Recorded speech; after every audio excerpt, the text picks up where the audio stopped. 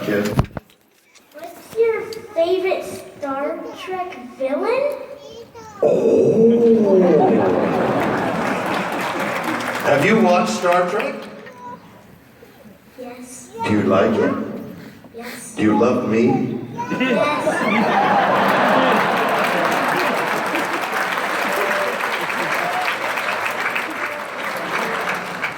Luke, I knew a man when I was a young actor. New York City's a big city far away from here, but it's the center of theater. It's where all the theater people go. Hey, Luke, pay attention. I'm talking to you, Luke. I'm answering your question. Don't do ADD on me now.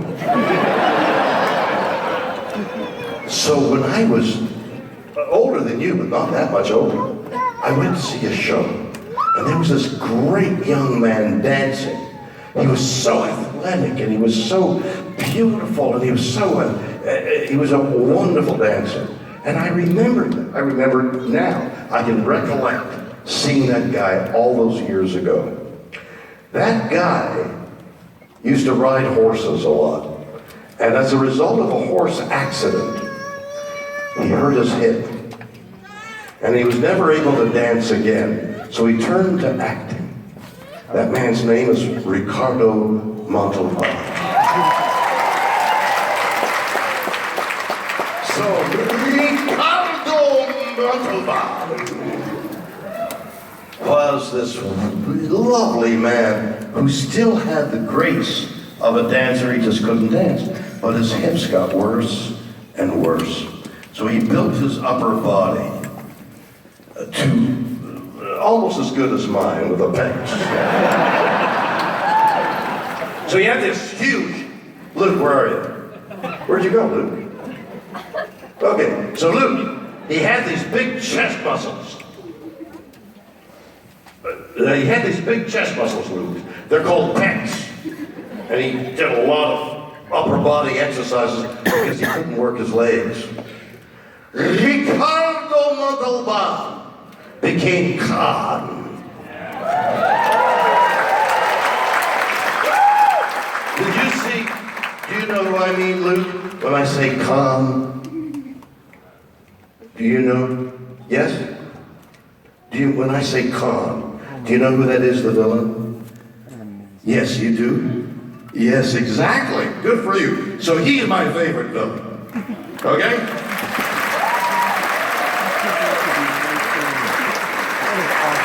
Every time I look up there, I think, who's that? I can't stand it. Yes, sir. Hello, Mr. Shatner. Hello there. How are you? I feel so good. All right, so I have a question about, so you were on the world's most legendary Twilight Zone episode of all time. We're all Trekkies here, but I'm also a huge fan of Rod Serling's work on the Twilight Zone. So in the episode, I just want to know, you've taken lots of planes in your life. Do you ever look out the window and see the pictures there? See, you think you're kidding.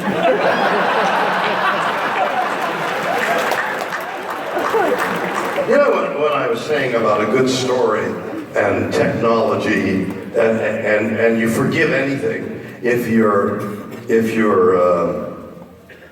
engaged in the story. So there's this half-hour show about flying on an airplane, and I look out the window, and the guy is a Czechoslovakian acrobat in a little furry suit. And he's standing on the wing of a 500-mile-per-hour jet airplane. Come on. Guy in a furry suit. He isn't even aerodynamic. He doesn't have things that make the wind. He's in a little koala bear. He's a Czechoslovakian acrobat. So I'm looking out the window thinking, geez, I don't know. This is gonna really be awful. Nobody talks about the Czechoslovakian acrobat and the stupidity of having I mean, if something's going to light on the wing of a 500-mile, it's going to be sleek and a nose and aerodynamic and evil eye, look like a vulture. He's a koala bear on the edge of the ring. Why is that frightening? Because the plane can always go down and crash and kill you. It won't be the koala bear, but it's something equally mysterious and ugly.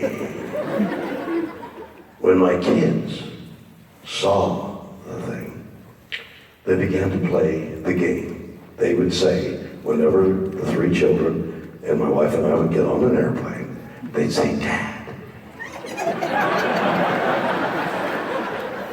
do the look." Ma'am, would you come over here a moment, please? Look out the window.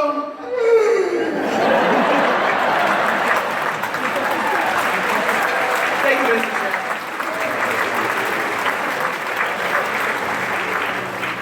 What's your question? Well, obviously you've done so much in your career, the acting, the directing. I really love your work you did with Ben Folds. Oh, I love doing that record. Yeah, that was really great. And I just wonder, obviously everything you do seems to make you happy, you have so much passion, but is there any one project or any one type of work that you do that, really you feel stands out for yourself, just for your own personal? Well, I love to act, I love to write, direct. Directing is really great, but it's such a responsibility and so much fun. I tell you, one of my deepest passions, the thing that maybe I couldn't give up at all, is my riding horses. I compete next week. This is Friday. On Tuesday, my Hollywood Charity Horse Show begins. It's a charity horse show that I have done. I founded about 30 years ago, and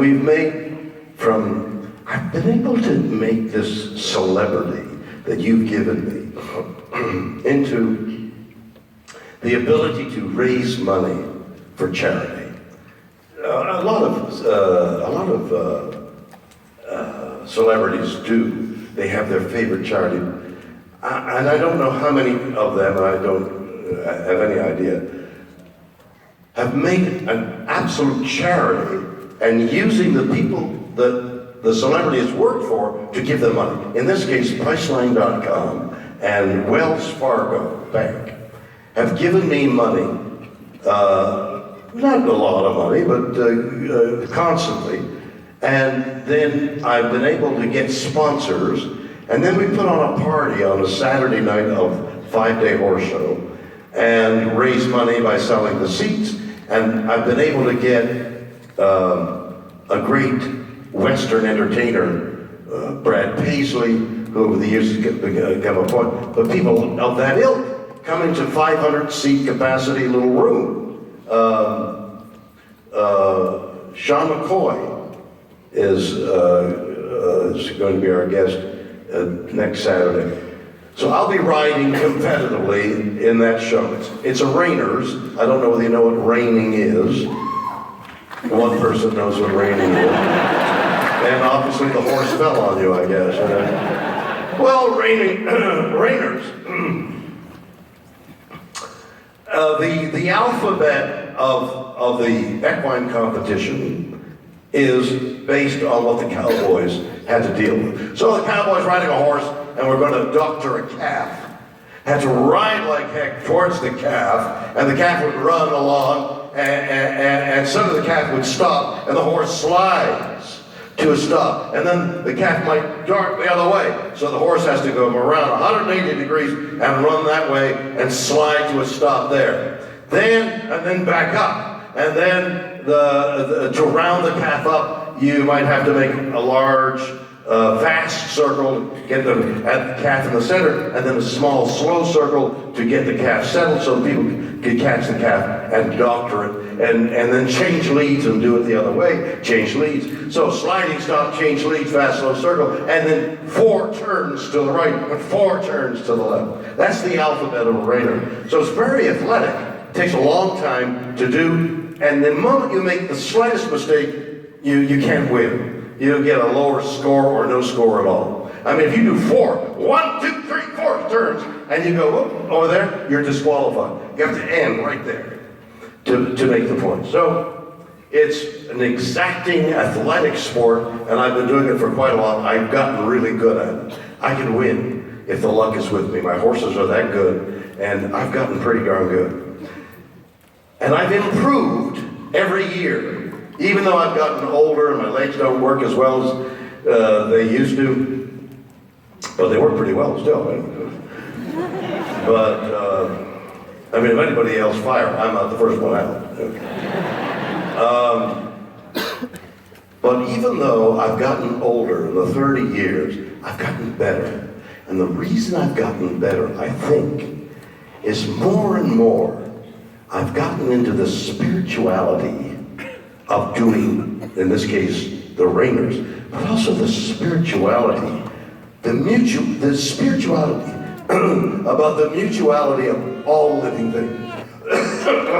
By that I mean, we're all vibrating electrical entities. The horse, people, the cat, the snail, we're all electrical things. I find it really mysterious that a telephone post, a signal device, sending out millions of signals a day, every so often, just your phone rings from that thing. How did the phone buzz when that thing giving out millions of... So it had your frequency, and it gave you that signal. We're all giving off signals. The universe is giving off signals, and every so often, it rings our number. And we think it's like an accident. Oh my God, I meant that and did that and got that. It's possible that the universe giving off signals rings your phone every so often. And what we think is a coincidence is meant to be, or ordered, or who knows. So in dealing with a horse and getting into the horse's head, and speaking to the horse with your mental, you're feeding the horse, you're vocalizing, you're using your hands, you're using your legs to communicate. But you're also communicating on a spiritual level because the horse is a prey animal and isn't allowed by nature to think of the past, what happened yesterday when I almost tripped, or what am I going to do tomorrow? It's right in the present, because if it loses the presence, it could be fodder for a prey animal. So a horse, like every other prey animal, is always in the moment. And if you're in the moment with the horse, there is a communication, there's a spirituality. That's why I think I've gotten to be better every year, because I've increased that knowledge. It also makes me think about, I did an interview show called Raw Nerve, and I put the chairs, instead of a desk and a thing, I had a seat about 18 inches away. I was looking at the person. We have a bubble around us. In the Western world, it's about this wide. You get closer, it's a little intimidating. A little further back, it's not as good as right on the edge. I think that bubble all culturally alternates. I think in the Eastern world, it's a little closer because the population's a little more dense. I don't know. All I know is, in speaking to a person intimately, if you're about this far away, you can see the nonverbal language that that person's giving off.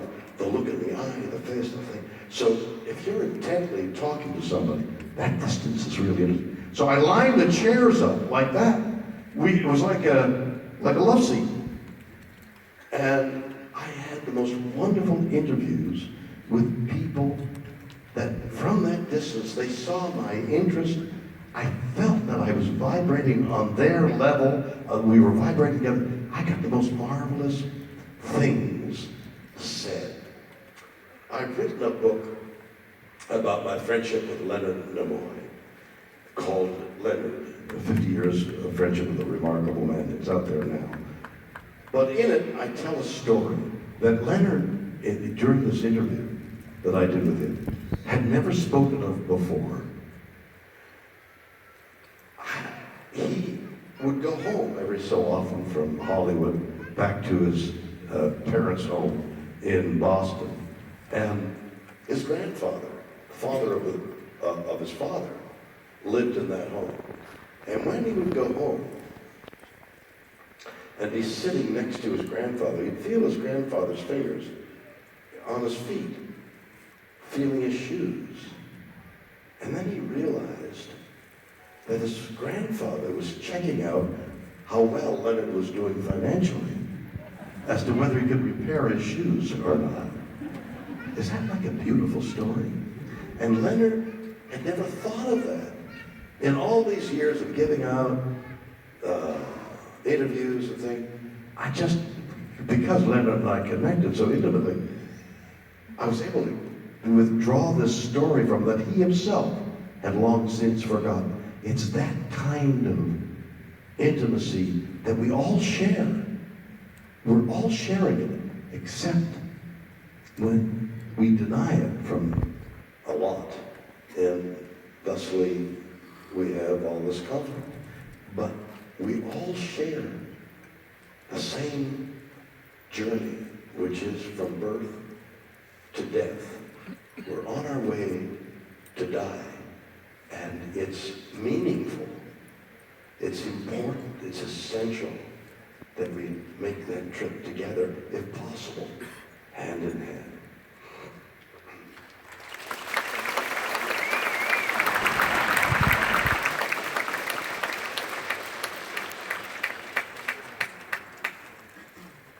Hello.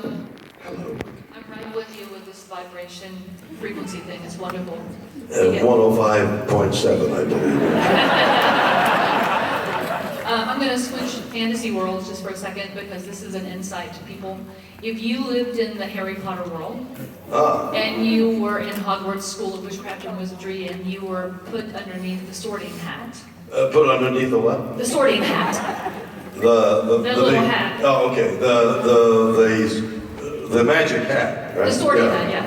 What house would it put you in and why?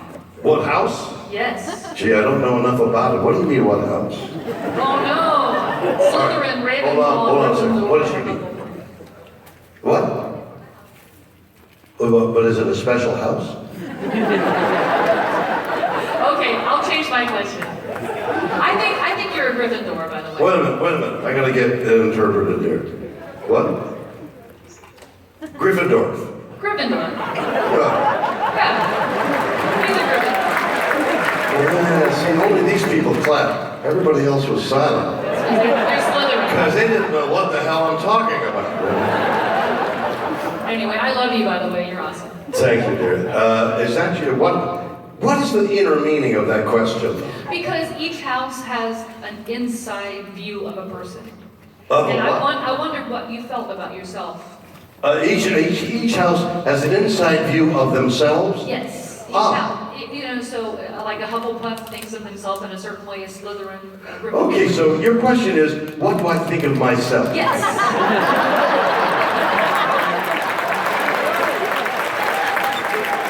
Maybe that's a long question, but anyway. No, you know, I've wrestled all my life with feeling inadequate. I don't feel adequate to any of the things I've done. I wrote a song for Has Been. Somebody asked me about that album, about success. When do you know when you're successful or not? And I think you never know. For me, you're never, if you think you're successful, you're no longer successful. So you talked about retirement and all that. I haven't done it yet. I'm still striving to be successful. So I wrestle with a feeling of inadequacy all the time. It's not good enough. It's not decent. It's not. What did I do? All the time I'm pursued by that, and I try to be better and better, both as an artist and as a person, and I'm always failing. Just don't quite grasp it, and I guess that's the way I'll go. I didn't die well enough, darn it, you know. So, Thank you. you're welcome. What hat is that, by the way? We don't know. A yarmulke, I guess.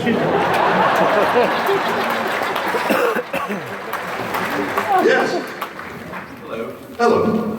Over all the decades you worked on Star Trek, what were the most and least comfortable outfits you had to wear? Before or after lunch? Those costumes. I tell you, they would ride up, you know, and I noticed that even Patrick, in his slim build, would pull it. He'd get up out of the chair and so it wouldn't wrinkle up on the stomach. So those things were tight, and what would happen is I'd work out like gangbusters. And prior to going to work, prior to the season starting, I'd really get to shape. Oh man! When I first started the series, I had been in a pilot, been in a film essentially of Alexander the Great. So I was riding horses bareback and stripped to a loincloth. And I lifted weights, and I really looked great. And then I started Star Trek. It was great. But you go through 8-9 months of 14 hours a day. It's like this travel that I've been on the last 2 weeks.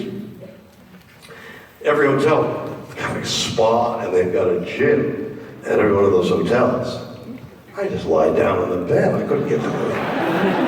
And so after 14 hours and more, I'd go home and I wouldn't be able to do any exercise or anything. And the last thing you feel like doing is working up a sweat in the middle of the day. We got makeup on, a wardrobe on, and you're constantly working, learning lines, saying lines, talking to people. By the end of the season, I'd put on weight. The costume was a little.